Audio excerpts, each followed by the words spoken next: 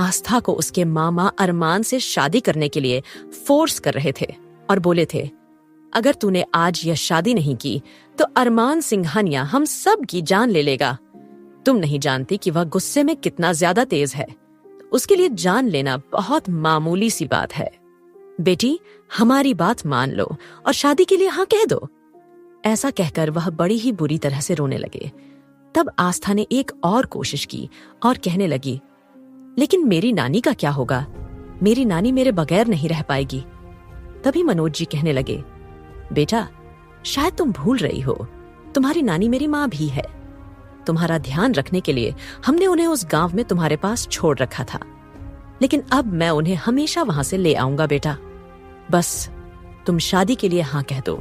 मैं तुमसे वादा करता हूं कि मैं तुम्हारी नानी को गांव से यहाँ अपने साथ में ही रखूंगा और उनकी दिन रात सेवा करूंगा।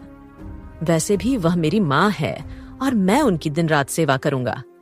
अपनी नानी को लेकर परेशान होने की कोई जरूरत नहीं है मेरे बच्चे। अभी के लिए बस तुम शादी के लिए हाँ कह दो। उसके बाद हम कुछ ना कुछ करके तुम्हें अरमान की जिंदगी से निकाल लेंगे। बस कुछ दिनों की बात है। कुछ दिनों तक इस शादी के रिश्ते को निभा लो। प्लीज बेटा, प्लीज। ऐसा कहकर वह उसकी खुशामद करने लगे। अब आस्था पूरी तरह से मजबूर हो चुकी थी। आस्था, जो कि अपने मामा के एक फोन कॉल पर पूरे गांव में उछलने लगी थी, क्योंकि उसके मामा ने पहली बार उसे अपनी बेटी की शादी में शिरकत करने के लिए बुलाया था। साथ ही साथ हालांकि आस्था की नानी ने यानी कि मनोज की मां ने उसे मना भी किया था, बेटी तुम इस शादी में मत चलो। अपनी बेटी और दामाद की मौत के बाद आस्था ही उनका इकलौता सहारा थी और उसकी दादी ने उसे बोला भी था कि मनोज अच्छा नहीं है, भले ही वह मेरा खून हो, मेरा बेटा हो, लेकिन तूने देखा नहीं, शहर में जाकर वह इस तरह से बस गया है कि उसने एक बार भी अपनी बूढ़ी माँ की खैर खबर नहीं ली। बस हर महीने के तौर पर घर खर्च के लिए पैसे भिजवा देता है और अपनी सारी जिम्मेदारी से आजाद हो जाता है। लेकिन आस्था काफी ज्यादा एक्साइटेड हो गई थी, क्योंकि वह काफी समय से गांव में रह रही थी। उसने शहर की दुनिया, शहर का माहौल, वहां के कोई फंक्शन नहीं देखे थे। तब आस्था ने अपनी दादी को समझाया, कम से कम मनोज मामा ने हमें बुलाया तो है ना, और वैसे भी उनकी इकलौती पोती प्रियंका की शादी है तो उन्हें जरूर जाना चाहिए। जब आस्था ने काफी ज्यादा अपनी नानी को समझाया, तब वह दोनों दादी पोती शादी में जाने के लिए तैयार हो गईं और वह दोनों प्रियंका की हल्दी से 2 दिन पहले शहर में पहुंच चुकी थीं। शहर को देखकर आस्था काफी ज्यादा खुश हो रही थी। हालांकि उसे डॉक्टर की पढ़ाई करने के लिए भी शहर में ही आना था, तो इसीलिए आस्था ने सोचा कि वह शादी में जाएगी, साथ ही साथ शहर के रंग रूप ढंग, शहर का माहौल देख लेगी और किस तरह से उसे शहर में सरवाइव करना है, उस बारे में कहीं ना कहीं यह सोचते हुए आस्था शहर में आई थी।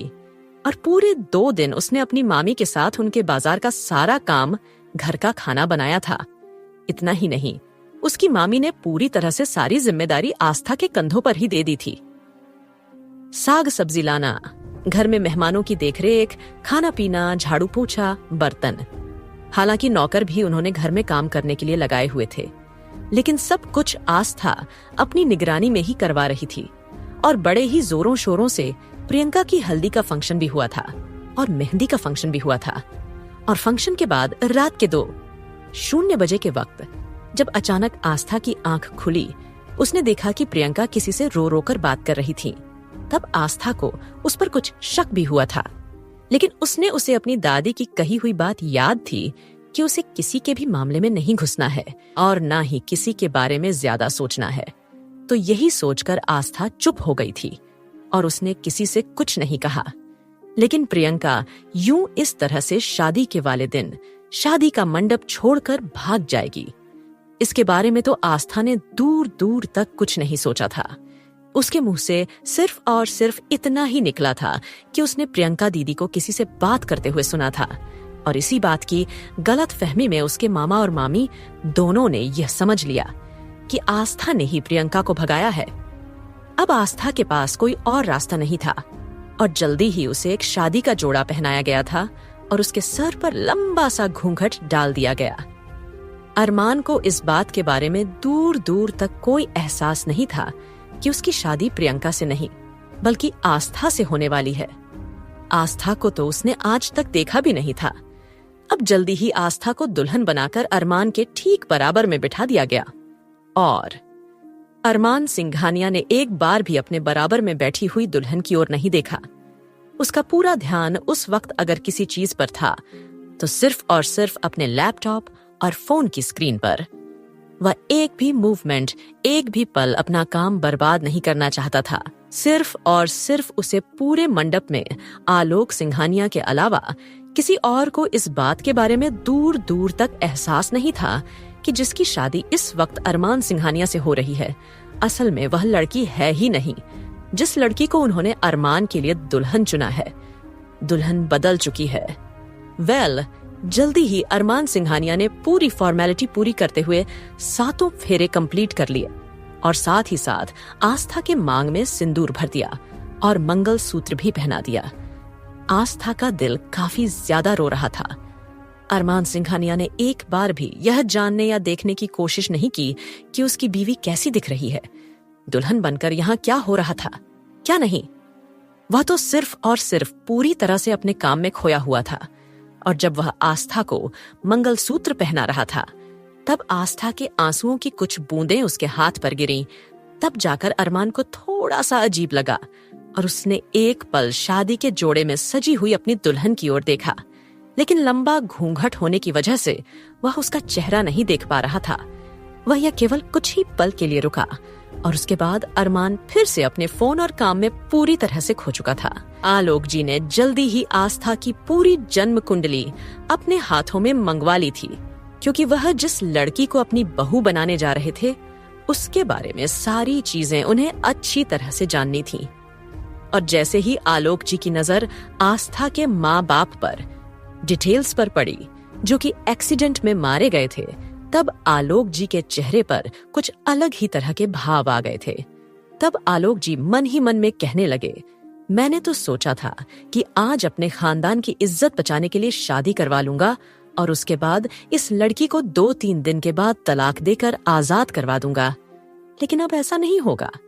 अब इस लड़की को जिंदगी भर मेरे पोते अरमान सिंघानिया की पत्नी बनकर ही रहना होगा। कहीं ना कहीं यह सोचते हुए आलोक जी कहीं खो गए। जल्दी ही पूरे रीति रिवाज के साथ शादी के फंक्शन कंप्लीट हो चुके थे और एक जगह 4 लोग अपनी नजर झुकाए खड़े हुए थे। वह उस शादी के हाल में अरमान सिंघानिया के बाद उस शादी का सबसे हैंडसम चेहरा कोई था तो वह 4 लोग ही थे। और 4 लोगों में से एक अरमान सिंघानिया का भाई, कजिन ब्रदर और दोस्त थे। साथ ही साथ वह 3 बचपन के चाइल्डहुड फ्रेंड्स थे जो कि बहुत बड़ी बड़ी पोस्ट पर थे। उनमें से एक फेमस डॉक्टर था जो कि अरमान सिंघानिया का दोस्त था और स्पेशली उसके साथ शादी अटेंड करने के लिए वह वहां आया था। लेकिन चारों का उस वक्त मूड काफी ज्यादा खराब था। सबके सब शेरवानी पहने हुए थे और एक से बढ़कर एक हैंडसम और चार्मिंग लग रहे थे। जितनी भी शादी हाल में लड़कियां आई हुई थीं, सबकी नजरें बार बार जाकर उन पर ही ठहर रही थीं, क्योंकि अरमान सिंघानिया को अब देखने का उनका कोई फायदा नहीं था। अरमान सिंघानिया की शादी हो चुकी थी, तो इस वक्त वह चारों स्मार्ट लड़के सभी लड़कियों के क्रश बने हुए थे। लेकिन उन चारों का मुंह पूरी तरह से लटका हुआ था। उन चारों को बहुत ही ज्यादा बुरा लग रहा था। तभी दादाजी उनके पास जाकर खड़े हो गए और कहने लगे, क्या बात है, तुम चारों इस तरह से मुंह लटकाकर यहाँ क्यों खड़े हुए हो? शादी में आए हो या किसी के मातम में आए हो? तुम्हारे चेहरे को देखकर ऐसा लग रहा है जैसे अपने दोस्त या भाई की शादी में नहीं, बल्कि किसी की शोक सभा अटेंड करने के लिए तुम लोग यहाँ आए हो। अब जैसे ही दादाजी ने यह कहा, आकाश मुंह पिचकाकर बोला, क्या दादाजी, भाई की शादी तो आपने करा दी। मेरा इकलौता दोस्त था, मैंने क्या कुछ नहीं सोचा था उसकी शादी के लिए, लेकिन आपने हमें इतनी सी भी मस्ती करने नहीं दी, इसलिए अब हम आपसे बात भी नहीं करेंगे। ऐसा कहकर आकाश ने फिर मुंह बना लिया। अब तक आलोक जी समझ चुके थे कि इन चारों को मौज मस्ती करने का मौका नहीं मिला है, इसी वजह से शायद ये सब मुंह लटकाकर खड़े हुए हैं। तभी दादाजी कहने लगे, अच्छा, अपना मूड सभी के सभी बिल्कुल ठीक करो और घर जाकर जो तुम लोगों को मौज मस्ती करनी है वह करते रहना। मैं तुम लोगों को नहीं रोकूंगा। अब जैसे ही दादाजी ने यह कहा, तब सुमित कहने लगा, क्या वाकई दादाजी? क्या आप हमें बिल्कुल भी पार्टी करने से नहीं रोकेंगे? पूरी रात हम लोग मजे करेंगे। अब वादा कीजिए कि आप हमें नहीं डांटेंगे। अब जैसे ही सुमित, जो कि उस शहर की अच्छी खासी कंपनी का बड़ी पोस्ट का सीईओ था, उसने इस तरह की बात की, उसके दादा आलोक जी उसकी ओर देखकर कहने लगे, तुम्हें देखकर कोई नहीं कह सकता है कि तुम्हारे नीचे कम से कम 600 लोग काम करते हैं। हाँ बिल्कुल, बच्चों जैसे हरकतें हैं तुम सबकी।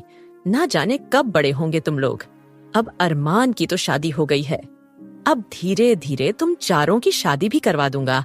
उसके बाद देखूंगा कि तुम लोग कैसे और किस तरह से पार्टी करोगे। अब जैसे ही दादाजी ने उन चारों की टांग खींची, वह चारों बुरी तरह से मुंह बनाने लगे और तभी उनमें से ध्रुव आगे आया और कहने लगा, दादाजी प्लीज अभी शादी वादी की बात हमसे मत कीजिए। यह हमारे हंसने खेलने कूदने के दिन हैं और शादी के चक्कर में हम अपनी जिंदगी बिल्कुल भी बर्बाद नहीं होने देंगे। और वैसे भी अभी मेरी उम्र ही क्या है, अभी मैं सिर्फ 26 साल का हूँ। क्या इस उम्र में कोई शादी करता है भला? और वैसे भी दादाजी, आपने अरमान ब्रो की जो शादी करवाई है, अब वह बेचारे देखो अपनी बीवी को एक नजर उठाकर भी नहीं देख रहे हैं। देखो जरा, अपनी बीवी से ज्यादा प्यार तो उन्हें अपने फोन और लैपटॉप से है। आपको दिख नहीं रहा है क्या? आपको पूरी शादी में सबके आकर्षण का केंद्र बने हुए हैं। ऐसा कहकर ध्रुव दादाजी को अरमान की ओर दिखाने की कोशिश करने लगा। तब उसके दादा कहने लगे, अपने फालतू की बकवास बंद करो। आज के लिए इतना ही। आगे की कहानी जानने के लिए सुनते रहिए दोस्तों obsession of billionaire hubby, only on pocket FM पर।